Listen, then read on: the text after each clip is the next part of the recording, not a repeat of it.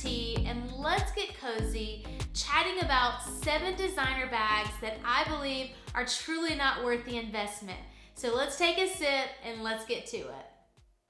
So friends, these are bags that I simply just don't believe are a wise investment with building your luxury collection. Now, with any of these bags, if you love them and they really sing to you, then by all means, get them, because at the end of the day, you always have to do you. However, this again is just what I believe is not worth the investment with a luxury handbag. Starting with the YSL Icare bag.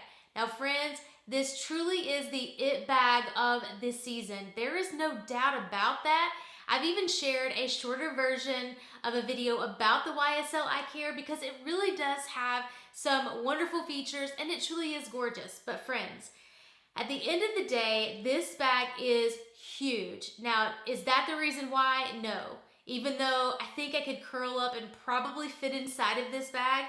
But friends, because it is so large, there is no way that you're going to be able to avoid scratches. So this bag, because of the price tag, knowing that it's going to get scratched due to its size and the type of leather given that it's lambskin, friends, this is immediate anxiety. And so therefore, I really just don't think it's worth it for that reason. Also, I don't think that this bag will be the it bag next season, and I don't predict that it's going to hold its value. Again, you don't buy a bag based on the value because you shouldn't be looking to resell them.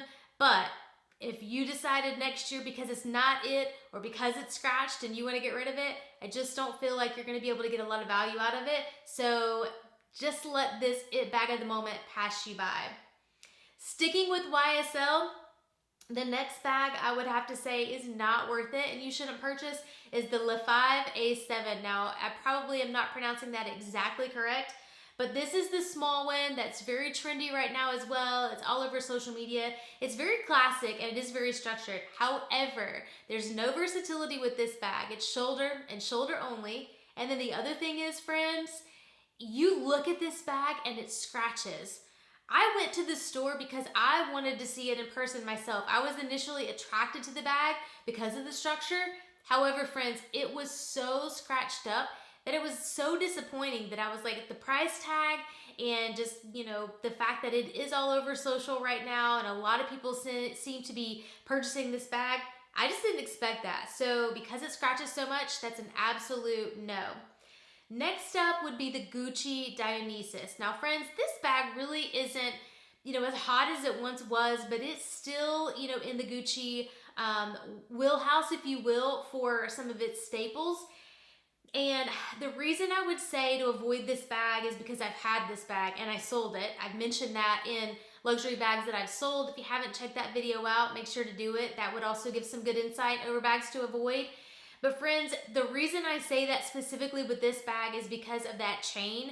It's very heavy, number one, and then two, it's just strictly edgy, I believe, and so therefore it's very limiting in how you can style it. And I also think because of the overall like design and that heavy chain, it also lends itself to being utilized only in the fall and winter season. So I just think that all around you should avoid this bag. If you're looking for something still that is in the Gucci brand, I've shared a recent video about my disco bag that I've had for a very long time. Check that one out next as well. That definitely is one that I would recommend, but Gucci Dionysus, nope, don't do it. Don't purchase that bag. Now friends, also by the way, if you are new here, my name is Heather and thank you so much for stopping by. It's a pleasure to have you here. I love sharing my love for Luxe and what's truly worth the investment, especially when it comes to handbags, shoes, wardrobe essentials, and even beauty. So if you too have a love for Luxe, I hope you'll consider subscribing. Fendi bag of the moment. And friends, I honestly do not know, and forgive me, give me grace if I'm not pronouncing this bag correctly because I actually haven't seen this one in person, only online. But it is the Fendigraphy. That is the one that is very sleek, has a very minimal design, but friends, it is an absolute immediate no. That's why I haven't seen this one in person. I don't have to. The fact that they put the hardware on the bottom of this bag just screams no, capital N-O, exclamation, exclamation. the only way I would say to purchase this bag is if you are looking to instantly throw your money away into thin air, because friends, the moment you decide you don't want to carry it and you're going to sit it down, you know what's going to happen. It's going to scratch. So I just can't, for that reason alone, I cannot recommend that bag. Now friends, the next bag, or bags if you will, are going to fall under a category, if you will. And friends, this is a category that I just cannot, and you're going to hear why, but it is the shearling category. Now friends, you've probably already seen the Marc Jacobs teddy bag. It is showing up in social. I've seen it on Instagram, TikTok, YouTube. But friends, it's not just the Marc Jacobs teddy that is out on the scene. Other luxury fashion houses are trending this season with shearling. You've got YSL, you've got Fendi, Chloe, Bottega Veneta. And friends, just don't do this, because shearling, in my opinion, is just awful. It is an absolute dust trap.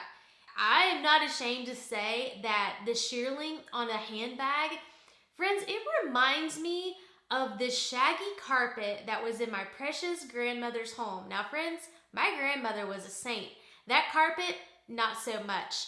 It's just no, like, don't do it. And friends, I can also base this on the fact that back in the day, I had a closet full of Kate Spade. Matter of fact, I had a closet dedicated to just Kate Spade bags. I was a Kate Spade fanatic. Every time something cute, new, and whimsical came out, regardless of the material, I had to have it. Yes, I had a problem, and now I have a more expensive problem, but it's okay, because friends, I realized that one, those bags were no longer me, but then two, I wanted to make a much more wise investment, something that was going to stand the test of time, something that was more reflective of my actual clothing style that I could wear season after season, year after year. And so friends, with that being said, that's how I can base this on this whole shearling phase, or fad, if you will. It's a fad, and it is going to fade, so don't do it. You'll thank me later. Moving on to LV. There are a couple of here that I just think are absolute no's. Starting with the LV loop. Friends, first and foremost, I cannot handle the vachetta. If you have seen my current luxury handbag collection, I mentioned that in there, that I am not a fan of vachetta. I just am not. I don't think that it's worth it. And therefore this bag alone is a no because of that. But then also, friends, I'm going to point out two other things about this bag. One, I feel like this bag looks like a canteen bag. If I can find a picture of what I'm talking about, I'm going to insert that for you guys. But once I saw that, I couldn't unsee it. So no. And then I also believe, particularly with this bag, I feel like the trend with this one is to appeal to a younger crowd. No, nothing wrong with that if you love it, regardless of age, but that's just my take on it, and that's how I feel. I don't think that it's one that's classic, sophisticated, elevated, one that's gonna last for many, many years. I feel like it literally is just a quick trend, and therefore it's a no in my book, and I just don't think that it's worth the investment. Now, the next Louis Vuitton bag that I think is an absolute no, that I just no, absolutely no, is the Pochette Métis East West. First of all, friends, the price of this bag is higher than the traditional Pochette Métis, and that alone makes it silly to me. That's just absurd. Like, why would you do that? I don't understand.